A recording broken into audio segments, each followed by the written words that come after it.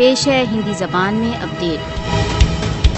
मोदी शासन अपने प्रचार के द्वारा कश्मीर के विषय में यथार्थताओं को नहीं छिपा सकता। भारत अपने झूठे प्रचार द्वारा कि भारत द्वारा अवैध रूप से अधिकृत जम्मू कश्मीर में शांति बहाल हो रही है, विश्व को मिसलीड नहीं कर सकता। भारत संसार को यह प्रदर्शित करना चाहता है कि तथाकथित शांति तथा विकास का नवीन युग कश्मीर में आरंभ हो गया है।